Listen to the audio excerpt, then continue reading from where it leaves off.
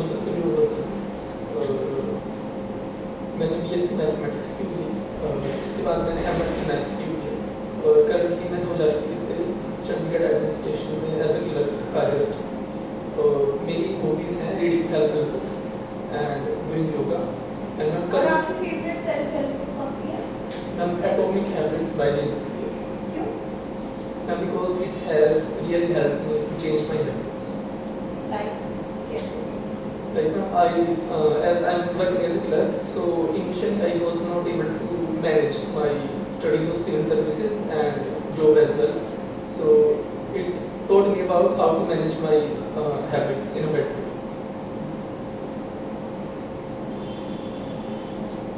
So जैसे आपने अभी बताया कि आप क्लरिकल जॉब पे हैं, तो कोई 4 प्रॉब्लम्स जो आपको एज ए क्लर्क सामने आएंगे। जैसे पहली प्रॉब्लम मुझे लगती है कि जो PUCs है डिपार्टमेंट में वो कई बार लेट पुटअप की जाती है, तो उससे एडमिनिस्ट्रेटिव डिले हो जाती है सर। दूसरा मुझे लगता है कि डिसीजन मेकिंग है जो कई बार मतलब अगर हायरार्कीज बहुत ज़्यादा है डिपार्टमेंट में तो डिसीजन मेकिंग स्लो हो जाती है। और सर तीसरा मुझे लगता है कि जो जैसे कि मैं ट्रांसपोर्ट डिपार्टमेंट में हूँ, तो जो वहाँ का स्टाफ है, कंडक्टर्स हैं, ड्राइवर्स हैं, तो उनकी जो ग्रीवियंसेस है वो कई बार लेट हो जाती है एड्रेस करने से। तो ये प्रॉब्लम्स आप कह रहे हैं उसमें हैं, जी सर। तो क्या कभी आपने इनको अपने ऑफिसर को या ऊपर किसी डिपार्टमेंट में कभी पहुंचाने की कोशिश की? सर एज सच प्रोसीजर है एक कि अगर उनकी कोई कंप्लेंट है तो जो डायरेक्टर ट्रांसपोर्ट है वो नहीं, कंप्लेंट नहीं, एज अ सजेशन कभी आपने देने की कोशिश की? सर ये मेरे दायरे में नहीं आता था कि मतलब जो भी फाइल्स आ रही है मैं पुटअप कर पाऊँ, तो मेरे पास जितनी भी फाइल्स आती हैं मैं कोशिश करता हूँ कि टाइमली मैं पुटअप करूँ।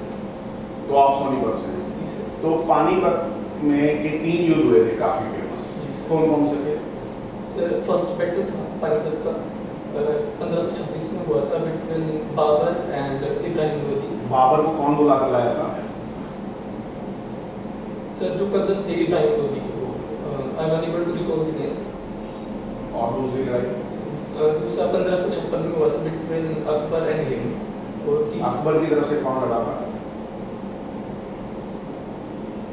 Sir exactly name I am not able to recall. Hemu कहाँ के राजा थे? Sorry sir. हेमू का असली नाम क्या था, दूसरा नाम क्या था? Hemu. Sir I believe Hemchand. तीसरी लड़ाई 1776 में हुई सर। 76 में हुई। हाँ जी सर, सॉरी सर 1761 वो हुई है between Maratha and Afghans. Maratha Afghans? Yes sir. Maratha की तरफ से कौन लड़ा था? सर एग्जैक्ट डिटेल तो पानीपत को ही क्यों मैदान चुना जाता था? जबकि सोनीपत भी हो सकता था, दिल्ली भी हो सकता था, इवन के अम्बाड़ा भी हो सकता था, करनाल भी हो सकता था, तो क्यों पानीपत ही क्यों? सर इसके कई रीज़न थे। पहला रीज़न तो जो अगर हम आसपास का रीज़न देखें जैसे राजस्थान गुजरात है सर, वहाँ पे पहाड़ियाँ हैं तो वो प्लेन एरिया नहीं है, और इस रीज़न में प्लेन एरिया मिलता है। और दूसरा है जो पानीपत है वो दिल्ली के नज़दीक था, तो जो भी दिल्ली में उस टाइम शासक होते थे तो उसके लिए आसान था कि वो अपनी आर्टिलरीज, आर्म्स, एम्यूनिशंस वहाँ तक इजीली ट्रांसपोर्ट कर सकते थे। और सर तीसरा है कि जो मानसून सीजन है तो उसमें इस एरिया में इतनी ज़्यादा बारिश नहीं होती थी जिससे युद्ध करने में समस्या पैदा नहीं होती थी। तो फंडामेंटल राइट जो है वो हमेशा उसका केस किसके खिलाफ होता है? फंडामेंटल राइट की वायलेशन का case sir against state, union government और स्टेट गवर्नमेंट। कोई 2 एक्सेप्शन जब एक इंडिविजुअल के खिलाफ भी हो सकता है। सर जो फंडामेंटल ड्यूटीज हैं वो हम कौन सी अमेंडमेंट से हमने ऐड किया था? Sir it was 42nd amendment act 1976। Okay, आप कोई पोस्ट इंडिपेंडेंस के बाद कोई ऐसे 3 इवेंट जो साइंस एंड टेक में रिमेंबर किए जाएंगे हिस्ट्री में, अगर मान लो हम पोस्ट इंडिपेंडेंस की फ्रेश हिस्ट्री लिखें? सर पहला तो मैं सोचता हूँ कि जो आर्यभट्ट सैटेलाइट लॉन्च की गई थी सर। ठीक है, फर्स्ट हो गया सैटेलाइट लॉन्च। सर दूसरा राकेश शर्मा जो स्पेस में first Indian man to go in space. And sir third about Chandrayaan missions, 3 Chandrayaan कहना मिशंस। ठीक है कि सिर्फ science and tech space sector ही है और बाकी सेक्टर साइंस एंड टेक में कुछ इम्प्रिंट नहीं कर पाए जितना करना चाहिए था? नहीं सर, बाकी सेक्टर्स में भी हम अच्छा कर रहे हैं सर, बायोटेक में भी we are स्पेसिफिक सी अचीवमेंट बायोटेक सेक्टर जिससे इंडिया प्राउड फील करता हो। Sir we are one of the largest exporters of generic medicine. ठीक है, और न्यूक्लियर फील्ड में कोई अचीवमेंट? जी सर, 1998 में पोखरण में जो किया था सर हमने न्यूक्लियर वो 1974 का जो पोखरण वाला एक्सपेरिमेंट था उसको कोड नेम क्या दिया गया था? Sir I think it was smiling. तो आपने न्यूक्लियर टेस्ट किया, एक वायलेंस के लिए टूल, और आपने नाम उसका बुद्धा रख दिया, तो इसको कैसे आप जस्टिफाई करेंगे? उसको स्माइलिंग के साथ में जोड़ दिया, तो कैसे इसको Sir, I'm not able to exactly recall the reason. Can I make educated guess? Yes, sir. It can be related to Buddhism of India because there is soft power also related to Buddhism. And what about उसका second वाले का 1998 को code name क्या दिया गया?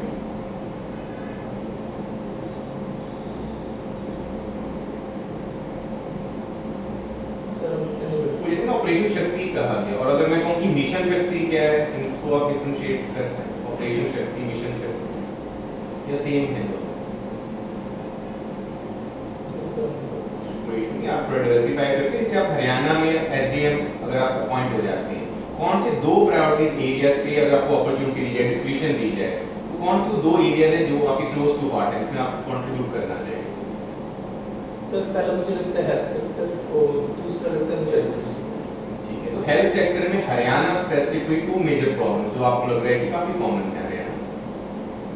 Sir पहला मुझे लगता है कि जो गवर्नमेंट हॉस्पिटल्स है वहाँ का इंफ्रास्ट्रक्चर इतना अच्छा नहीं है, और सर जो वहाँ की मैनेजमेंट है वो भी इम्प्रूवमेंट की जा सकती है। ठीक है, और सेकंड कुछ और चीज जो आप करना चाहिए? Sir education sector. एजुकेशन में आप क्या इम्प्रूवमेंट करेंगे? देखो इतने टाइम से एजुकेशन चलती आ रही है, तो गवर्नमेंट सब कुछ तो करके देख लिया, न्यू क्या आप करना चाहेंगे एजुकेशन सेक्टर में? सर एक तो इंफ्रास्ट्रक्चर डेवलपमेंट है जो एजुकेशन सेक्टर में की जा सकती है, और सर दूसरा मुझे लगता है कि जो टीचर्स हैं उनकी ड्यूटीज लगाई जाती हैं सर इलेक्शंस में, जिसकी वजह से एजुकेशन आपके लिए मैन पावर इंपॉर्टेंट है ज़्यादा या infrastructure? Sir I believe both are. क्योंकि आपका दोनों सेक्टर्स में जब पूछा गया एजुकेशन हेल्थ, आपका ना फर्स्ट नेचुरली बार-बार इंफ्रास्ट्रक्चर पे आ रहा है, तो आपको क्या लग रहा है कि प्राइवेट सेक्टर को इन्वॉल्व कर लेना चाहिए? हाई टाइम है हर सेक्टर में कि अगर इंफ्रास्ट्रक्चर फैसिलिटीज को? Yes, sir. We are in LPG era, and sir, I believe that public-private partnership should be done, and it can be seen that government is also taking various initiatives under PPP. नहीं, but जैसे कि ताजमहल है हमारा एक wonder of the world, वहाँ का जैसे public private partnership है, if I am not wrong, वहाँ अदानी ग्रुप को दिया गया पार्टनरशिप में, और जो पहले प्राइसेस थे कि लाइट एंड साउंड शो के पर like 200 to 250, they are right now 1200 rupees. तो how can you support such privatization? तो अपना ही एक मॉन्यूमेंट देखने के लिए हिंदुस्तानी के इंडियन की इतना प्राइस रखा जा रहा है, तो I don't agree with you on this point. तो जो ये सरकारी में 1, 2, 5 रुपए में इलाज या आप डॉक्टर्स को कंसल्ट कर सकते हो, वो फिर 500,000 रुपये हो जाएगा, 500 टाइम्स। मैम इसमें मुझे लगता है कि जो टैक्सेशन है और प्राइस है वो प्रोग्रेसिव रखे जा सकते हैं। मैम जैसे जो सिस्टम ऑलरेडी प्रोग्रेसिव है इंडिया में, Yes, ma'am. कैसे रख सकते हो? तो ऑलरेडी हम रख रहे हैं, फिर भी कंट्रोल नहीं हो रहा है। तो आई थिंक आपको इनोवेटिव आंसर्स नहीं दे रहे हैं, just using some general terms. I would like आप take a pause and give me some authentic answers. आपने हेल्थ और एजुकेशन का बारे में बोला, इसके लिए जो हरियाणा सरकार द्वारा कोई योजनाएं निकाली गई हैं उनके नाम लीजिए। Can I take some time? Yes.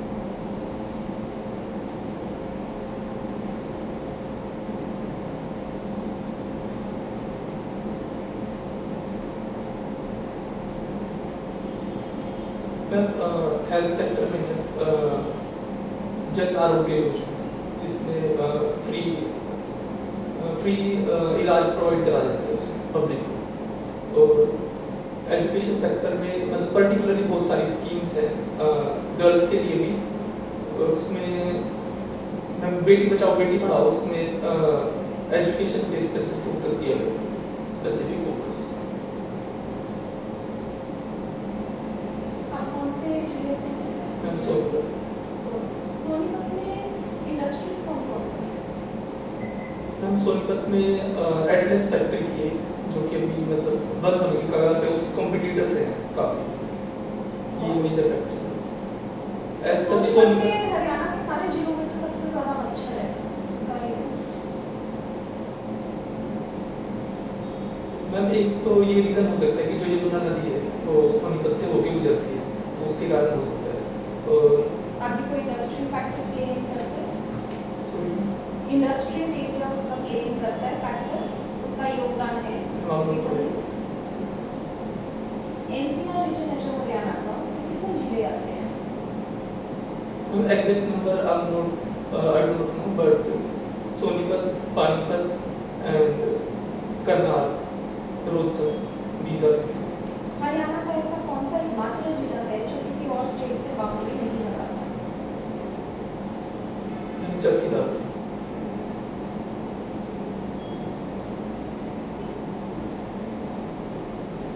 और आप मुझे कोई उदाहरण देना चाहेंगे जो आपने अपनी नौकरी में आपको लगता है जिससे आपने जन कल्याण में एक योगदान दिया?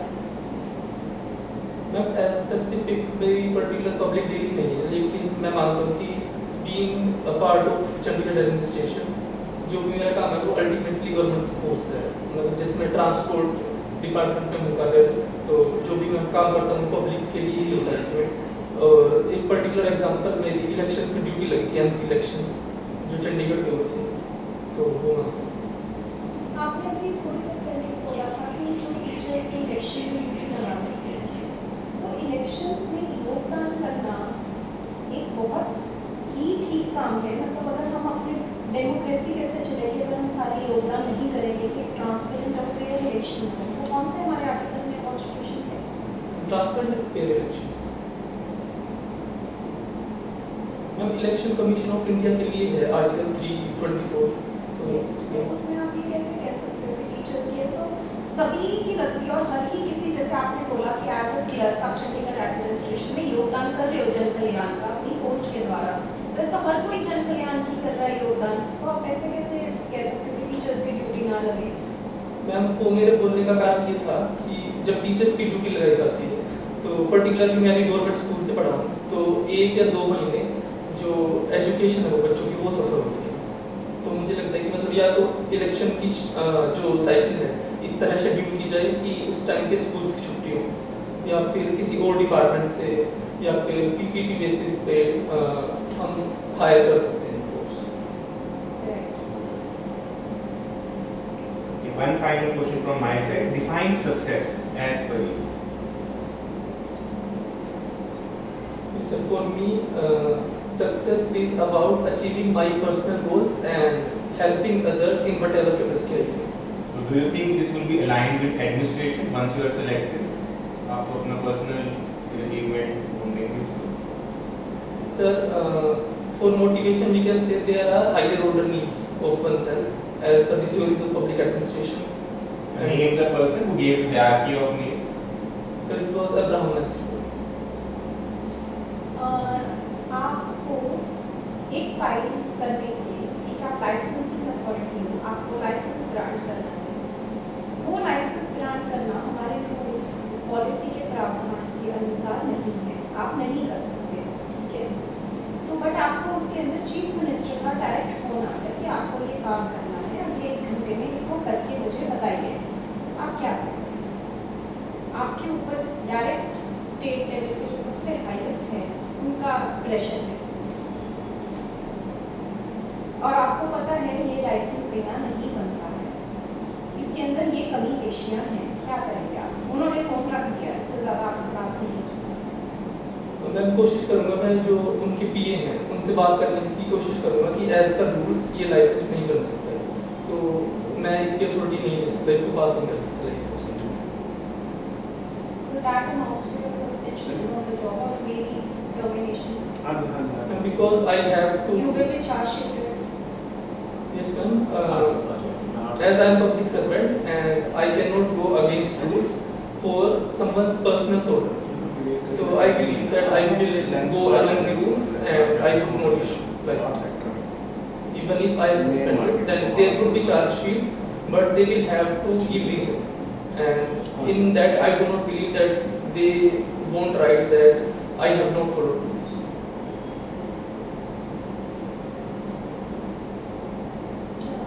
डिप्टी प्राइम मिनिस्टर का कौन सा आर्टिकल है हमारे कॉन्स्टिट्यूशन में? सर एज सच आर्टिकल नहीं है डिप्टी प्राइम मिनिस्टर के लिए, ये प्राइम मिनिस्टर पोस्ट है जो उसके लिए आर्टिकल है, लेकिन जो मिनिस्टर्स है वो कई तरह के हो सकते हैं। डिप्टी प्राइम मिनिस्टर के लिए आज तक कितने डिप्टी प्राइम मिनिस्टर हुए हमारे इंडिया में? और उनके नाम? सर एक लगता है मुझे कि एक बार है, सर नाम से नवी हो। तो अगर कोई ऐसा मुद्दा है, जब आपको वैसे मैंने पूछ चुके हैं कि करप्शन करनी है, आपके घर वाले आपको बोलते हैं कि नहीं ये काम करना है और वो लीगल नहीं है, थोड़ा सा इलीगल है, तो आप वो करेंगे? या और घर वालों ने आपको बोल दिया कि हम आपसे रिक्शा तोड़ देंगे, तो क्या करेंगे आप? वर्क और या फैमिली? सर मैं उनको पहले तो समझाने की कोशिश करूंगा कि वो नहीं समझ सकते। सर फिर मुझे जाना पड़ेगा एज पर रूल्स, क्योंकि मैं करप्शन को फेवर नहीं करता sir, irrespective of condition or someone others pressure on me, I won't change my तो decision. फैमिली क्या है? Yes sir, I am ready to go against the family. I have to act in public welfare. आप relation तोड़ दोगे family के साथ? Sir, I do not believe that relation would be broken completely, even if I have to live separately. But the condition is the relationship will break. Yes sir, for my decision to not do corruption, I will break the relation. So you don't relationship doesn't matter to you. Sir, it matters for me, but it has to be in reciprocation. If I am saying something, that they have to respond and understand my feelings and my decisions as well. So sir, I believe that if I would be able to convince them that I would not do corruption. Thank you, sir. Thank you. Thank you. Thank you, sir.